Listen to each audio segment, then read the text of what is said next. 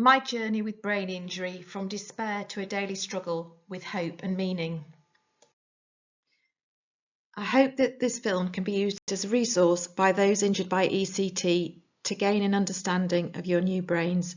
Show it to your family, friends and doctors to help them understand you and believe you so that you can get the testing and rehabilitation that you need to enable you to move forwards in your lives. I was a paediatric registrar until the age of 38. For 20 years I'd been a victim of coercive abuse, and the feelings of powerlessness and hopelessness had led me to suicidal ideation. Between December 2004 and July 2005, I received 2 courses of ECT, totaling 21 shocks. I suffered brain damage with both permanent and temporary functional changes, including to my cognition, motor and my speech. And in 2007, I was eventually given neuropsychological testing, and it was documented that ECT was the primary causative factor in the long-term reduction in her cognitive abilities, and this reduction in my level of functioning to below mid-average meant that I was no longer able to safely work as a doctor. Neurorehabilitation enabled me to learn how to live my life with the long-term consequences of brain injury, called neuronal fatigue. I have been unable to work as a doctor, but I found myself being contacted to offer support and advice to numerous ECT patients who have suffered similar injuries. I am leading a campaign to ensure that ECT patients are fully consented and regularly tested to prevent injury, and if needed, they have rapid access to rehabilitation and support. This is a very slightly modified version of the speech that I gave at the Royal College of Psychiatrists annual ECT and Neuromodulation Conference in November 2021. This is not a film about banning ECT. This is not scaremongering. Just as other medical treatments have side effects, so does ECT. It is well recognised that there is a huge variation in the outcomes of ECT. Some say that ECT has helped them with no side effects. Others that ECT helped them and had side effects, but these were a tolerable sacrifice. Others, like myself, that ECT didn't help them and the devastating injuries outweighed the benefits of ECT. However, with the right support, we can now live different lives that are meaningful but remain hard. And there are others who cannot recover from their injuries, and some sadly commit suicide due to their injuries. Despite NICE 2003 demanding urgent ECT research, this has not been done. And in 2019, the FDA reviewed all the ECT literature. They concluded in their ECT Code 21 regulations that the quality of research around ECT is so poor that all patients must be informed that the long-term safety and effectiveness of ECT treatment has not been demonstrated. They also say that ECT devices can provide short-term relief of symptoms. And you may listen to me and think there's nothing wrong with me, but doing this speech has taken a lot out of me, and I know that I'm going to suffer and be unwell over the next few days. In this film, I'm going to cover the evidence that ECT can potentially cause brain damage, the importance of early diagnosis and treatment, how ECT injuries can change you and your life, our campaign to improve safety, consent and rehabilitation for all patients in the UK, and finally, my plea for compassion. My story demonstrates the importance of identifying brain injury because we need rehabilitation to give us hope so we can move forwards. It's been well documented that early diagnosis and treatment makes a real difference to our lives, because living with undiagnosed brain injury is frightening because you don't understand your brain and you're misunderstood by family and friends. We're not understood by medics. And the most empowering episode of my rehabilitation was when my neuropsychologist visited my GP with me because he was concerned that I'd be seen as mad and returned into the psychiatric system. It's essential so we can get support from employers and also support from the state in terms of social work or benefits. There is plenty of evidence that electricity causes brain damage, and I'm going to cover these briefly in the next few pages. You'll find various links and references to research and rehabilitation units. These are two well-established multidisciplinary electrical injury units in the US and Canada who fully accept that electricity causes brain injury and treats their patients as such. Sunnybrook Rehab Unit have produced this really pertinent video. They start by saying that when they come to our programme, they say, "Finally, somebody believes me." And I'm standing here saying, please believe us and rehabilitate us. This is a really good article that explains why electrical injury should be treated as TBI. It discusses the cognitive impairments that people suffer after electrical injury, and these are comparable to those that myself and ECT patients across the world have suffered.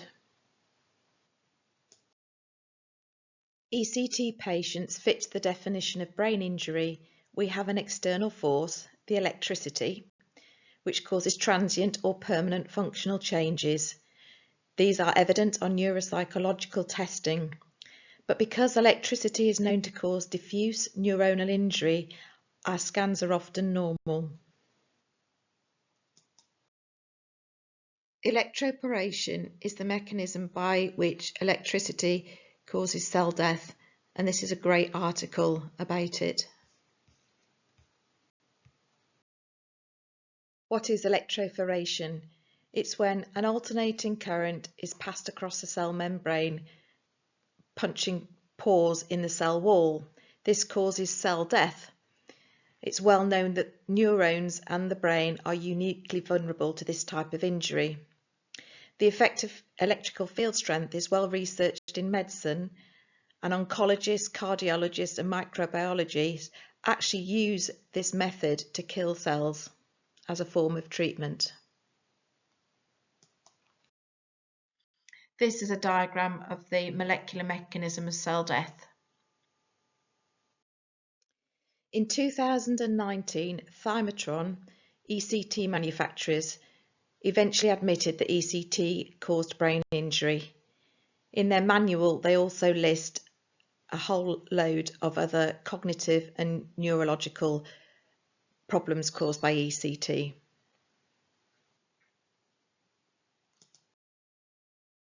So I'm here firstly because I was a bit cheeky and invited myself, so thank you very much for having me here. But also because in 2009 your own research showed that doctors did not know how to discuss the side effects of ECT with their patients.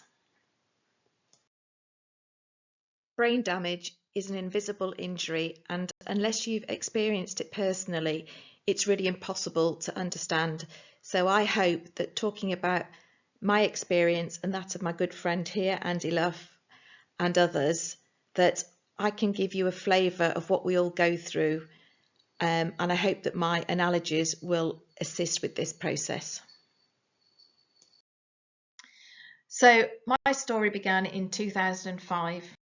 I was consented that I might have some short-term memory problems or a headache, and actually the nurses documented clearly that Susan is to be constantly reassured that the side effects are only temporary. I had every right to believe that, like Rebecca Lawrence, I would be cured and return to work as a doctor. Immediately prior to ECT, my notes show that I was relatively normal. I was driving and navigating to both physio and OT groups. I was running on a treadmill, playing badminton and writing poetry. And when I was clerked in for my ECT, they didn't really find any problems. During the first few weeks of my treatment, I complained about memory problems. After my dose was dramatically increased to 691 millicoulombs from 461 millicoulombs, there became evidence of serious widespread damage. And yet despite this, this dose was continued, even though the following observations were written in my medical notes. I was said to be sedated, clumsy, covered in haematomas from falling downstairs, such that she no longer carries her children on the stairs. I had dysarthria and dyskinesia. Age 38, I was given a new brain that let me down. From that moment, my Apple Mac brain was replaced with a dodgy old computer brain. You imagine turning up at work and finding that your beautiful computer's been replaced with one of these. I'd lost abilities, so you probably found on this old computer that you had no music editing programs or PowerPoint. My existing skills are slow and clunky and let me down. I have less storage and I have less processing power and speed.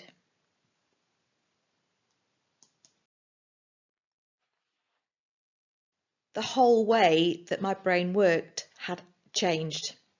So it was as if I'd always worked on a Microsoft Office computer, and then my boss calls me into the office and says, right, in the next hour I want you to produce me a document, I want you to make me a PowerPoint presentation, oh yes, and edit me this music, and you have to do it on my Apple Mac.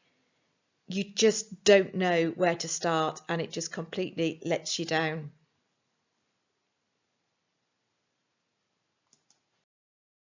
I had lost huge amounts of my professional knowledge, life events for years, and all songs and books and films. So imagine opening up your computer and finding some of your files have been deleted and you've lost lots of your photographs. My short-term memory was shot to pieces and I couldn't remember what I had done or what I needed to do, and my mind would trick me into thinking I had actually done something when I hadn't done it, and for several years I had to use a magnetic memory board to help remind me what I had done and what I needed to do, and that was simple things like from feeding the dog to setting the table to waking my kids up. I couldn't recognise people's faces, I got lost everywhere, I'd lost my basic math skills, so my 2 times tables, I couldn't count out money, I couldn't read, and I'd lost all my emotions. I felt completely void of any feelings. I had dysarthria and really bad word finding problems. I had shaking hands and I fell over in public. I looked as if I was drunk. I walked into door frames. But the worst thing about this was that my memory was so bad, I didn't know if I'd always walked into door frames. It was really hard to relearn lost skills. It took 2 years for me to get my neuropsychological test done, and by that time I had made quite a lot of improvement. But he concluded that Dr. Cunliffe's experience of ECT appears to have resulted in a relative reduction in some of our aspects of functioning, and that is really important. My subjective loss was backed up by my neuropsychologist, who knew that I had to have a high level of functioning to be a doctor, and he noticed that I had below average now for working memory, day-to-day verbal memory, speed of processing, word finding and verbal fluency, so much so that I would never be able to be a doctor again. I liken processing speeds and executive functioning to my ability to multitask. And prior to ECT, I might have had 10 apps open on my brain at one time, but now when I'm at my best, that is perhaps only 4 open at a time. In 2010, it became obvious that brain fatigue was going to be a permanent and significant limiting factor in my life.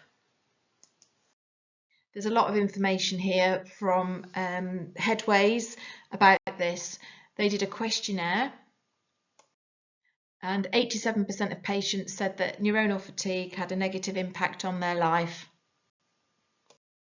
75% of patients felt misunderstood.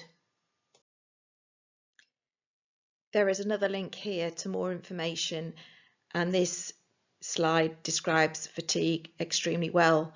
What people don't realise is that for people with reduced processing speeds and reduced storage, is that when you go into busy spaces such as shops or stations or with a group of people, is that your brain is constantly processing visuals and sounds and it overloads your brain such that your brain cannot work and you find yourself unable to cope. And this is often mistaken for anxiety. It is not anxiety, it is because your brain has shut down and has stopped functioning. This is a good description of mental fatigue. Mental fatigue or brain fatigue is a worrying consequence of traumatic head injuries, stroke, and many other diseases that affect the brain. The condition is characterised by a marked exhaustion after moderate mental activity. Extensive fatigue can strike very quickly, and it is then not possible to continue that activity. Typically, there is also a strikingly long recovery to gain mental energy. My analogy for this is to compare my brain to the battery of an old mobile phone. Just like these batteries, our brains tire out very quickly and then our brains shut down and it takes hours to recharge them. So at the moment to talk to you, I've got a few apps running in my brain, but when tiredness kicks in, I get the ball of death and I can't function. I'll struggle to talk or even to get dressed. Brain fatigue is completely debilitating and invisible. It makes you unreliable for regular commitments. I have to plan my life and make choices about what I do. So, shall I go for a walk or shall I make tea?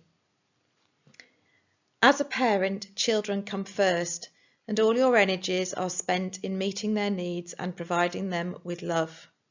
Your needs get lost. You lose yourself.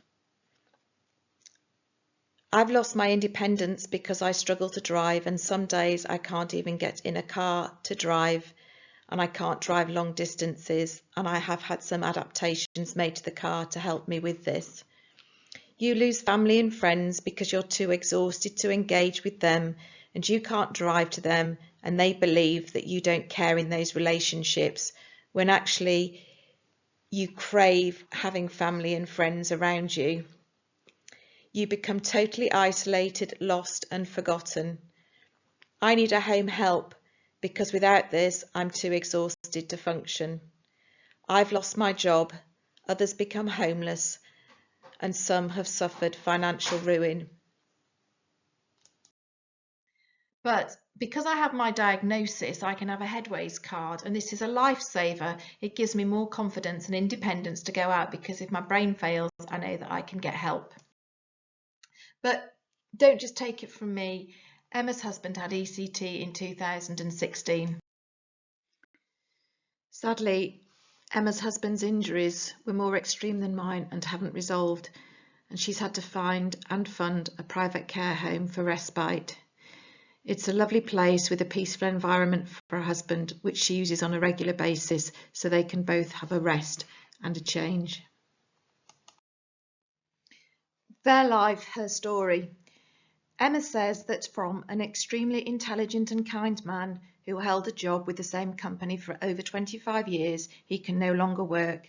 His cognitive deficits means that day-to-day life is very challenging and memory disturbances are persistent. The loss of structure, status and financial security has been devastating. This life-changing and demeaning treatment has resulted in creating no hope of recovery from brain damage and delivers a loss of self and purpose. This has meant suicide is a constant and daily consideration. Living with someone with such cognitive deficits and memory challenges is like a form of grief. Grieving for someone lost, as the person is there physically but not the same. They are confused, numb, suicidal and unable to work and need daily support to live. But I'm mostly sad for his loss of hope. Our campaign is in line with the founding principles of ECTAS, which I'm just going to discuss, and also NICE in terms of consent, psychological interventions, valid testing, rehabilitation, training to involve neurorehabilitation and neuropsychology testing, and research in such things as side effects. This is the link to our campaign blog. So, your first national report in 2003 was forwarded by Chris Freeman. He quoted his 1980s Lancet editorial entitled ECT in Britain, A Shameful State of Affairs, and he concluded that ECT was being brought into disrepute by the way that psychiatrists were practicing it.